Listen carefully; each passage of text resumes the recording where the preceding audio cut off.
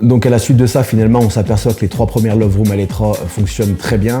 On se dit pourquoi pas réessayer, continuer nos recherches. On continue, on fait des visites à foison, on regarde un petit peu le marché. On s'aperçoit que c'est pas non plus donné et qu'on a eu vraiment un gros coup de chance sur le premier investissement à l'Etra. On se dit pas que c'est impossible, mais on se dit que ça va être très compliqué d'avoir le même type d'opportunité. Et donc un agent immobilier finalement avec qui on avait fait une des visites me rappelle et me dit que du coup finalement il a un bien qui est tombé en off-market, qu'il a appelé 2 de ses contacts avant moi, que par chance personne n'avait répondu et du coup qui me propose une visite. Heureusement ce coup-ci je partais pas à Budapest et j'ai pu du coup honorer ce rendez-vous même pas 1 heure après son appel. J'arrive sur les lieux, je tombe juste amoureux de la vue qu'il y avait sur place. On n'est plus du tout sur un petit bâtiment sans extérieur, on a 2700 m² de terrain extérieur, plus de 150 m² d'habitation. Ok, on y va, je lui fais la proposition, il me fait un retour 3 heures après, validant du coup cette opération et puis on est parti chez le notaire pour valider donc cette acquisition là.